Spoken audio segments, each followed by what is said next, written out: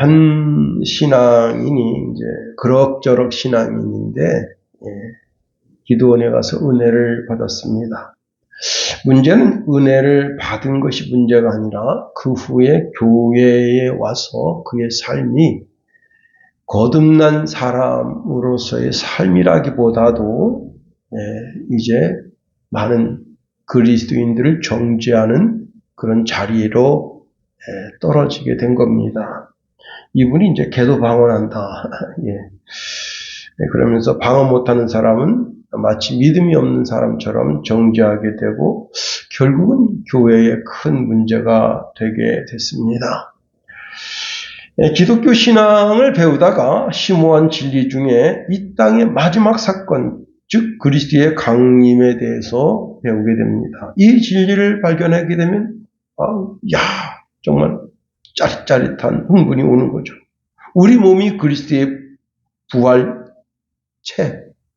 부활체처럼 우리도 몸이 변화되는구나. 이 사실을 알게 된 이후에 우리가 좀 더 적극적으로 신앙생활하는 그런 삶이 아니라 오히려 예수님의 재림을 자꾸 생각하면서 일상을 망가뜨려가는 신앙이 될 때가 있다고 하는 겁니다. 루터의 비문에는 이런 글이 있다 하네요. 내일 지구의 종말이 온다 할지라도 나는 사과나무 한 그루를 심겠다. 사실은 이 글은 스피노자의 글이라고 합니다. 내일 지구의 멸망이 온다. 그래도 나는 내가 생각하는 가장 소중한 일을 오늘 그 일을 하는데 전심전력 다 하겠다 하는 겁니다.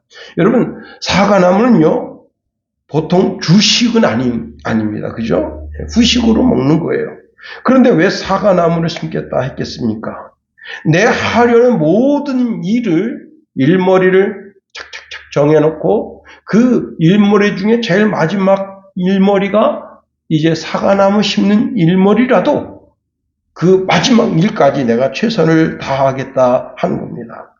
데살로니가 교회 성도들 가운데 주님의 강림에 대한 지식에 흥분해서 강림을 너무나 절실하게 기다리는 신앙 때문에 신앙의 패턴을 잃어버리는 사람이 있었습니다. 데살로니가 후서 3장 12절에 이런 말씀 줍니다. 우리가 들은즉 너희 가운데 게으르게 행하여 도무지 일하지 아니하고 일을 만들기만 하는 자들이 있다 하니, 정상적인 신앙의 길로 가야 되는데 사변적인 신앙의 길이 그 사람의 길이 된 겁니다. 가정을 등한히 하고 자녀를 등한히 하고 자신에게 주어진 일을 등한히 합니다.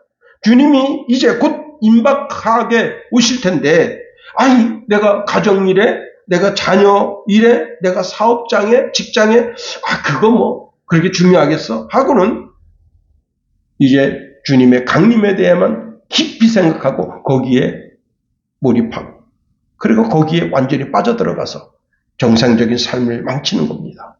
그도 그런 것이 예수님께서 내가 곧 오리라 말씀하셨거든요. 그런데 여러분, 우리가 이 세상 사는 동안 물질이 필요합니다. 또 물질로 나의 삶만 영위하는 것이 아니라 다른 사람을 구제할 수 있는데 그 물질이 소용되게 되는 겁니다. 우리가 살아가는데 물질만 필요합니까? 아닙니다. 아무리 신앙이 좋다 하여도 다른 사람을 정신적으로나 물질적으로나 그 다른 사람의 짐이 되는 그런 사람이 된다면 아주 곤란하게 되는 겁니다. 모든 그리스도인들은 부지런하고 또 정직하고 성실해야 한다는 거예요. 나태하고 게으른 것은 그리스도인에게 맞지 않다는 겁니다. 바울은 본문을 통해서 데살로니가 교회 성도들이 어떤 신앙의 삶의 태도를 가져야 되는지에 대해 말씀하고 있습니다. 그러면 우리가 말세의 지말에 주의 강림을 기다리는 신앙인으로서 어떤 삶의 태도를 가져야 하느냐, 11절 상반절에 이렇게 말씀하고 있네요. 너희에게 명한 것 같이 종용이 자기 일을 하고, 종용이라고 하는 말은 여기저기 가서 막 말 일으키지 말라는 거예요. 다시 말하면 갈등을 일으키지 말고, 여러분, 조용한 사람은 어디 가서 문제를 일으키지 않습니다. 자꾸 가서 말로 예수님 재림하는데 멋으로 논을 갈아, 멋으로 밭을 갈아, 멋으로 씨를 뿌려. 그런 쓰잘데없는 말 하지 말고 조용히 있으라는 거예요. 갈등을 종식시키라는 거예요. 스스로 안정되이 하고 자기 자신 스스로 침묵하는 그런 신앙의 삶의 태도를 가지라는 겁니다. 그리고 여기 자기 일을 하고 그렇게 말씀하고 있네요. 자신에게 주어진 일을 하라는 거예요. 즉 자기 자신에게 주어진 일에 대하여 자부심을 가지고 그 일을 당당하게 해내라 하는 겁니다. 우리는 예수 그리스도를 신앙하는 신앙인이라는 겁니다. 신앙인들은 부지런해야 되는 거예요. 부지런해야 새벽 예배도 나올 수 있는 거예요. 부지런하지 않으면 새벽 예배 못 나옵니다. 부지런하지 않으면 수요 예배는 더 힘들어요. 부지런하지 않으면 금요 예배 더 힘듭니다. 여러분, 부지런하지 않으면 주일 예배 지키기가 쉽지가 않은 겁니다. 그리스도인들은 아주 부지런해야 되는 겁니다. 내 삶에 주어진 일에 방관자가 아니라 그 일에 적극적으로 참여하는 자가 되어야 하는 겁니다. 그렇습니다. 신앙도 자신의 일도 가정도 하나님이 주신 사명도 최선을 다하는 정성을 들이는 삶을 살아야 되는 겁니다. 여기 아주 중요한 것이 있어요. 자기 자신의 삶의 목적이 분명해야 되는 겁니다. 우리가 연초가 되면 신앙의 목표를 세우고 사업장에 또 자기 자신의 건강을 위해서 여러 가지 목표를 세우는 것이 있습니다. 여러분, 자신의 신앙의 목표, 삶의 목표, 사업장, 또 직장, 자신의 건강을 위해서 어떤 사람은 자신의 목표를 딱 세우고 여러 집, 올해 1년 동안은 이런 삶을 살겠다고 표어를 붙여서 자기 눈에 잘 띄는 곳에 붙이는 사람도 있습니다. 어떤 사람은 핸드폰을 보니까 그 핸드폰에, 저도 이제 핸드폰에 이니셜이 있는데요. 순전한 믿음으로 본향을 행하자. 그렇게, 써 있기도 하고, 어떤 때는 또 요한복음 3장 16절 말씀을 쓰기도 합니다. 그런데 어떤 분은, 올해는 정직하자. 그렇게 자기 삶의 목표를 거기에 이니셜로 써서 그것을 날마다 쳐다보는 사람도 있습니다. 그렇습니다. 여러분, 삶의 목표, 삶의 방향이 분명해야 한다는 거예요. 최근에 이제 보이스피싱이 전 세계적으로 아주 극성을 부리고 있습니다. 보이스피싱뿐만 아니라 이제는 내 핸드폰에 오는 문자도 마찬가지예요. 문자를 잘못 클릭하면 거기에서 그냥 25만 원 결제되는 거예요.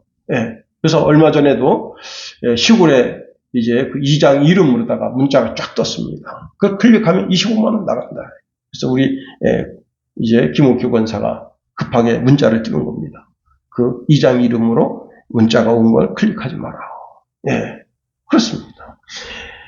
이렇게 이제 보이스피싱이 이제 기승을 부리고 그렇게 하다 보니까 일본에서는요, 그 ATM기 앞에서 핸드폰을 들고 있으면 돈이 지급되지 않도록 그렇게 만들었다는 거예요. 우리나라는 또 어떻게 만들었느냐.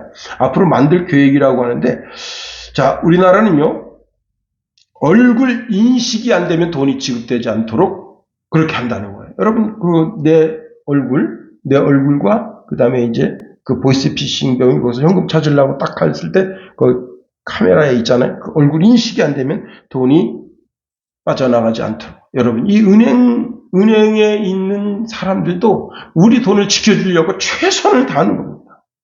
여러분, 하물며 우리도 내 삶의 목표, 신앙의 목표, 건강의 목표, 여러 가지 그 목표를 세우고 그 목표에 최선을 다해야 되는 거예요. 최선을 다하는 사람에게 하나님 그 사람을 도우신다. 아무것도 하지 않고 맨 입으로만 그런 건 여러분 대도 안 되는 거예요. 사탄은요, 우리의 감정을 격동시킵니다. 그래서 우리가 사탄에게 우리의 마음의 틈을 내어주면 안 된다는 거예요. 우리가 마음의 틈을 사탄에게 내어주면요, 평정심을 잃어버리게 됩니다. 그러나 자신의 일을 조용하게, 그리고 자기가 목표한 바를 분명하게 세우고 전진하는 사람에게는 사탄이 틈을 탈 수 없게 된다는 겁니다. 내 삶의 목표를 분명히 하고 다투지 말고 내 신앙의 삶의 그 목표를 향해서 조금씩 나아가야 한다는 겁니다. 두 번째로, 말세 지마를 살면서 그리스도의 강림을 기다리는 사람은 어떻게 해야 되느냐? 자신에게 주어진 일을 통해서 명예심이 온다는 사실을 알아야 된다는 겁니다. 11절 하반절에 이런 말씀 주네요. 너희 손으로 일하기를 힘쓰라 그랬습니다. 여기 힘쓰라라고 하는 단어가 원어적인 뜻을 살펴보면요, 명예를 좋아한다, 대망을 품는다, 그런 뜻을 가지고 있다 하는 겁니다. 여러분, 자신의 일에 성공을 거두면 명예가 따라오는 거죠. 그러니 그 명예를 거두기 위해서 대망을 품고 그 대망을 향하여 도전해야 되는 거예요. 여러분, 연초에 우리가 큰 목표를 세웁니다. 아주 어마어마하게 큰 목표를 세웁니다. 그 목표를 가지고 전진해 나갈 때 그 목표를 딱 이루지는 못해도 그래도 뭔가는 얻게 되는 거예요. 그러나 아무 목표도 세우지 않습니다. 그러면 아무것도 돼도 안 되는 거예요. 내가 하는 일에 전심전력을 하지 않으면 그 일을 누가 이룰 수 있겠냐 하는 겁니다. 그리고 내가 하는 일에 전심전력하지 않고 딴 눈을 팔면 그때부터 사람들의 간섭을 받게 되는 겁니다. 여러분, 바둑판 보세요. 바둑을 두는 사람 옆에 훈수 두는 사람이 여럿이 있습니다.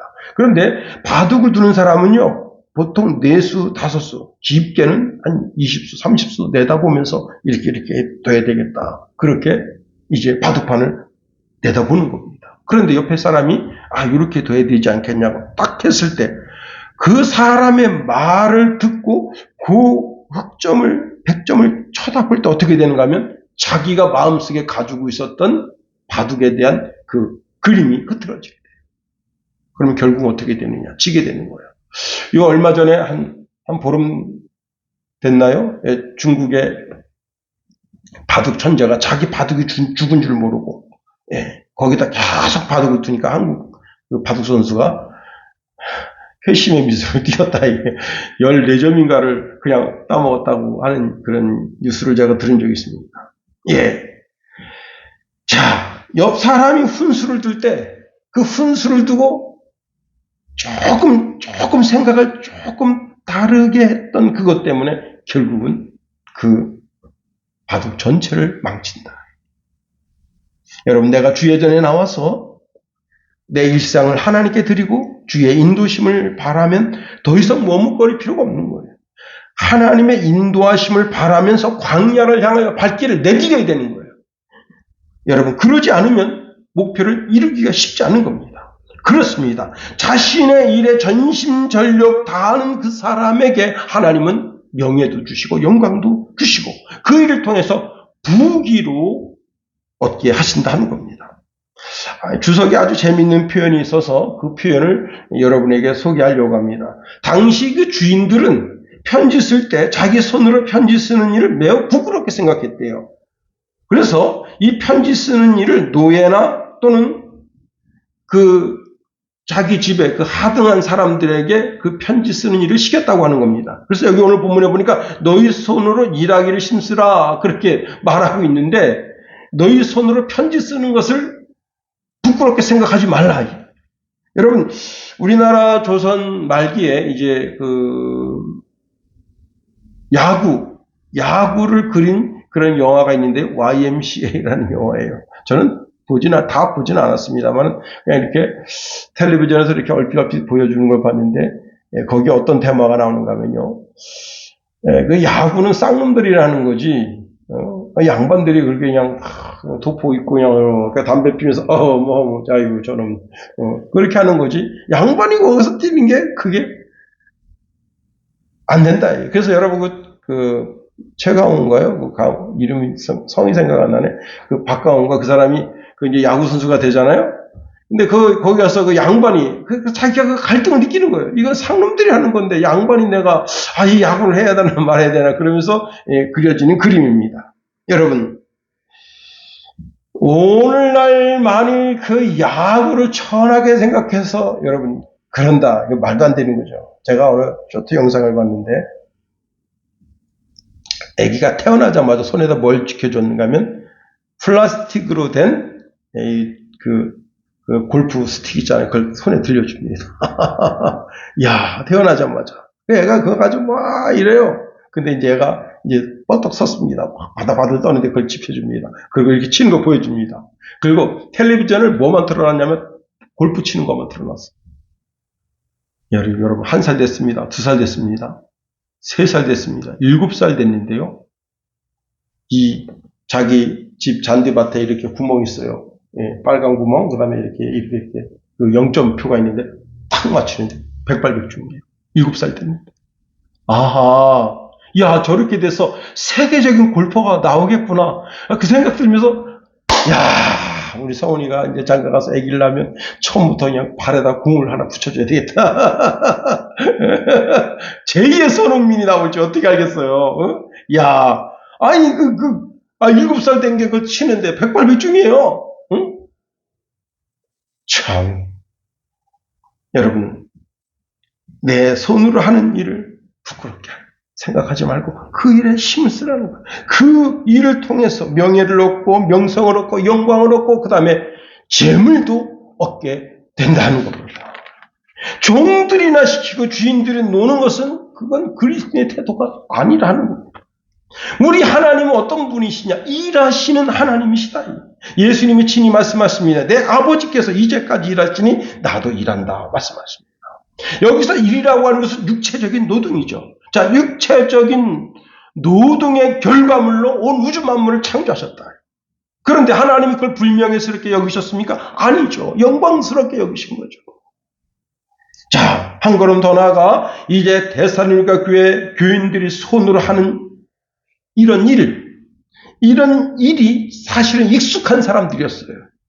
다시 말하면 이 편지를 지금 읽는 대다수의 그리스도인들이 다 하류층 사람들이라는 겁니다. 그런데 그들이 예수 그리스도를 믿고 난 후에 내가 하나님의 자녀인데, 응? 영적으로 보면, 마음적으로 보면 내 앞에 있는 주인도 그렇고, 다 지옥 갈 놈들 말이죠.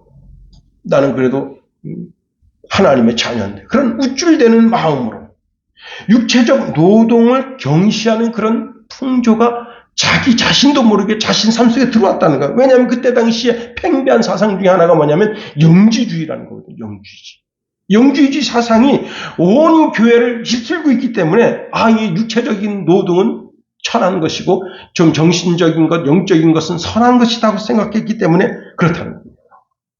그런데 여러분, 사도 바울은 그 모든 편견을 깨고 내 손으로 하는 일에 힘을 쓰라 명령하고 있는 겁니다. 여러분, 우리 그리스도인들은 손으로 일하면서 자신이 하는 모든 일에 봉사함으로 나 자신의 삶을 영위하고 더 나아가 여러분 다른 사람, 이웃에게 은혜를 끼치고 사랑을 베푸는 그런 삶을 살아야 되는 겁니다. 골로새서 3장 17절에 이런 말씀을 줍니다. 무엇을 하든지 말에나 일에나 다 주 예수의 이름으로 하고 그를 힘입어 하나님 아버지께 감사하라. 여러분, 우리 손으로 하는 모든 일에 다 힘써 일을 하고 내 손으로 하는 그 일, 그것이 선한 것인 것을 알아야 됩니다. 에베소서 4장 27절 29절에 보니까 마귀에게 틈을 주지 말라. 도둑질하는 자는 다시 도둑질하지 말고 돌이켜 가난한 자에게 구제할 수 있도록 자기 손으로 수고하여 선한 일을 하라. 더러운 말은 너 입 밖에 내지 말고 오직 덕을 세우는 데 소용되는 대로 선한 말을 하여 듣는 자들에게 은혜를 끼치게 하라 말씀합니다. 그렇습니다. 여러분, 예수님도 공생애를 시작하시기 전에는 육체적인 일을 친히 하셨습니다. 예수님 이제 직업이 목수셨잖아요. 근데 목수 일만 하신 게 아니에요. 당시 나사렛에서 목수 일만 해가지고는 먹고 살지 못합니다. 그래서 농업을 겸한 목수 일을 한 거예요. 농업이 얼마나 힘듭니까? 참 여러분 참 이게요. 돌아서면 또 일할 거리가 보여요. 아침 이제 8시 반 9시 정도 돼서 밭에 가서 그냥 진짜 땀을 막 비지비지 흘리면서 일을 합니다. 근데 이제 어쨌거나 그래도 4시에는 이제 집에 들어와야 씻고 4시 반에 출발해 우리 이제 김선혜 사모를 픽업을 한단 말이에요. 그럼 어머니가 야 이제 그만하고 가자. 예. 그렇게 돌아서 보면 저 일거리가 내가 안 하면 누가 하겠나. 예. 그렇습니다. 내 손으로 하는 일에 최선을 다해야 되는 겁니다. 그 일을 통해서 어떻게 해요? 영광도 오고 존귀도 오고 그 일을 통해서 하나님께서 부하게도 하신다. 야곱은 양치기를 하는데 눈 붙일 겨를 없이 했다. 눈 붙일 겨를 없이. 예. 자기의 젊음을 양떼들의 삶에 바친 거예요. 그러니까 하나님께서 그의 삶에 어떻게 하셨습니까? 한 떼, 두 떼, 세 떼를 나눌 수 있도록 어마어마한 큰 거부가 되게 하십니다. 내 손으로 하는 일을 부끄럽게 여기면 안 됩니다. 그 일에 최선을 다해야 되는 거예요. 세 번째로, 바울 사도가 오늘 이렇게 말세 지말에 주님의 강림을 바라보는 자들이 내 손으로 하는 일에 최선을 다하고 그 일을 통해서 하나님께서 명예도 주시고 영광도 주시고 존귀도 주시고 그리고 부도 주시는데 그렇게 해야 할 이유를 12절에서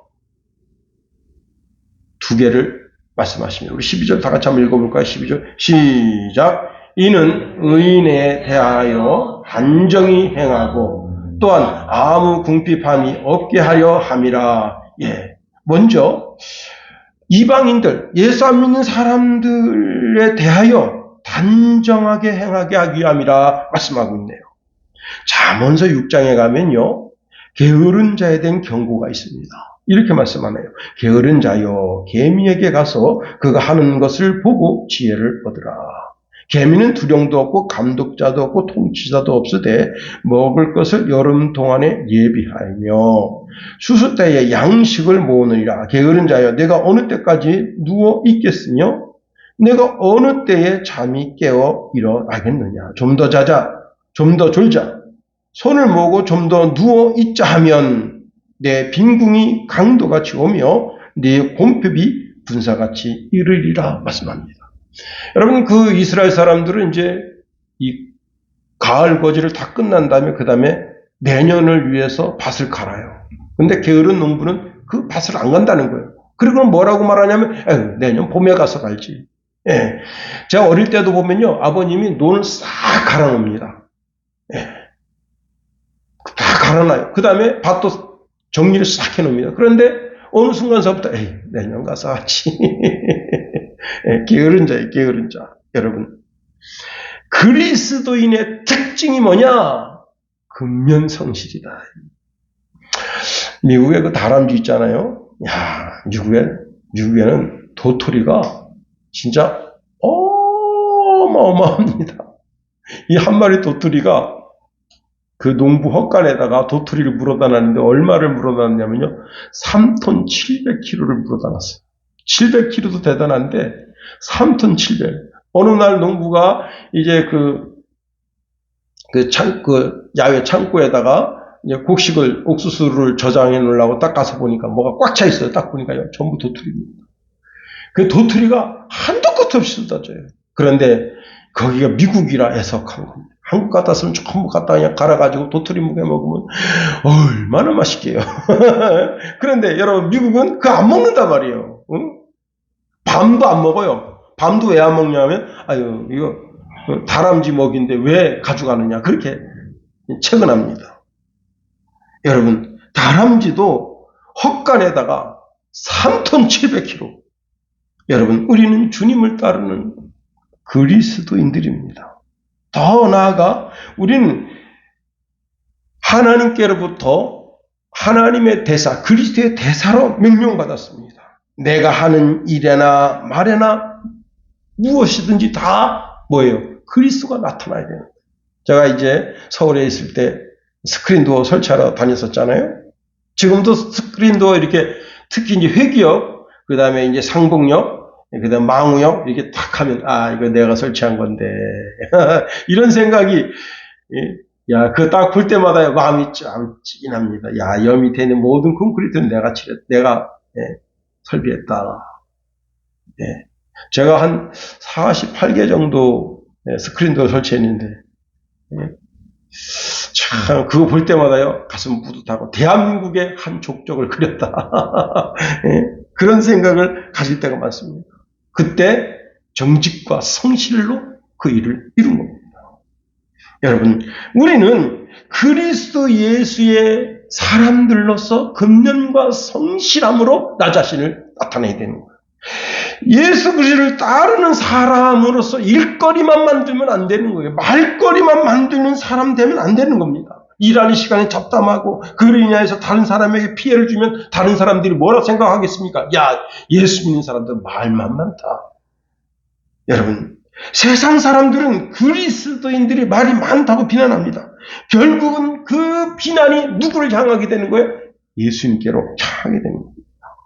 그래서 오늘 본문에 이렇게 말씀하고 있네요. 이는 의인에 대하여 단정히 행동하라. 예, 그렇습니다. 우리는 이제 1절에서 어떻게 하면 하나님이 기뻐하실까라는 신앙의 초점을 거기에 맞춰야 된다 말씀을 드렸습니다. 1절에 이렇게 말씀하고 있네요. 그러므로 형제들아 우리가 끝으로 주 예수 안에서 너희에게 구하고 권면하노니 너희가 마땅히 어떻게 하면 하나님을 기쁘시게 할 수 있을지를 우리에게 배웠으니 곧 너희가 행하는 바라 더욱 많이 힘쓰라. 내가 어떻게 하면 하나님 기뻐하실까? 내가 어떻게 하면 하나님 기뻐하실까? 내가 어떻게 하면 하나님의 영광이 될까? 여러분, 그걸 생각하는 사람은 다른 사람, 특별히 예수 믿지 않는 사람에게 짐을 지우지 않는다는 겁니다. 더 나아가 궁핍함이 없게 하기 위해서 일하라 말씀합니다. 여러분, 일하지 않으면 굶주릴 수밖에 없게 되는 거예요. 그러니 일해야 되는 겁니다. 이제 월요일날 우리 성훈이가 타고 다닐 자동차가 탁송돼서 왔습니다. 그 탁송기사분이 나이가 지긋하셔요. 좋기 60은 넘어 보여요. 머리가 희끗한 게. 근데 이제 그분이 춘천역은 어디냐, 남춘천역은 어디냐, 그렇게 이제 찾으시길래, 아유, 제가 모셔다 드릴게요. 그리고 이제 그분을 모셔다 드리면서 이런저런 얘기하는데, 이분이 글쎄 안양에서 오셨더라고요. 그래서, 아이고, 제가 모교가 안양대학교 옛날 신학교였을 때, 그때 거기 다녔다. 목사님이시냐고, 그렇다고. 이런저런 얘기하는데, 당신이 공무원으로 정년퇴직하고 그 일을 하고 계시다는 거예요. 와, 깜짝 놀랐습니다. 응? 그리고 자기 자녀들도 공무원으로 있다. 그 나이가 됐는데. 그러더니 이제 핸드폰에 뭐가 딱 문자가 떴는데, 한성 자동차에서 용인까지 자동차 하나 배달이 떴다. 나를 거기를 좀 안 태워다 줄 수 있겠냐 해서, 남춘천역 그 위에더라고. 그러니까, 춘천터미널 반대쪽에 거기더라고. 그거야, 아무것도 아니고 제가 모셔다 드렸습니다. 여러분, 그분이 이렇게 말하는 거예요. 그렇게 일하니까 자녀들도 다 일하지만 자녀들한테 손 안 벌린다. 그리고 오히려 자기가 떳떳하게 용돈도 주고 손녀들한테 용돈도 주고. 여러분, 생활비를 벌게 되니 형제들을 의지하지 않게 되고 자립하게 되고 당당한 모습을 가지게 된다. 우리가 일하게 되면 모든 필요한 것을 공급받을 수 있게 되는 겁니다. 다시 말하면 내 삶의 궁핍함이 없어지게 되는 겁니다. 더 나아가 다른 사람을 도울 수도 있게 되는 겁니다. 내가 돈을 번다. 그 돈 번 돈으로 다른 사람을 사랑할 수 있는 기초가 될 수 있게 되는 거예요. 우리는 세상 사람에게나 아니면 그리스도인들에게나 폐를 끼치는 그런 사람이 되면 안 됩니다. 달리 말하면 형제 사랑은 자기 자신이 독립하는 데서부터 시작된다. 그리고 내가 물질적인 여유가 있으면 그들을 돕는데, 제가 이제 화양동 교회를 섬길 때 그때 안수 집사님이 계셨어요. 근데 그 안수 집사님이 저를 이제 남전도회, 제1남전도회 그 예배에 설교 좀 해달라고 해서 제가 갔습니다. 네, 깜짝 놀랐어요. 그분이요, 와, 가진 건 돈밖에 없어. 가진 건 돈밖에 없는데,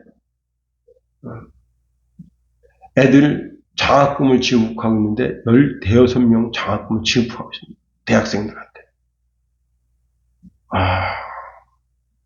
교회는 모르게 한대요. 그리고 그분이 영적으로 막 채워지지 않으니까 온누리교회 가서 성경 공부를 합니다. 그런 저런 얘기를 들으니까 좀 씁쓸하더라고요. 자기가 어머니가 이 교회를 다녀서 할 수 없이 이 교회를 다닌다. 그런데 어머니 돌아가시면 자기는 온누리교회로 돌아갈 거다. 야, 근데 돈을 어마어마하게 버시더라고. 그냥 상상할 수 없을 정도로. 그러면서 이제 그 화양동 거기 3분의 2가 자기 땅입니다.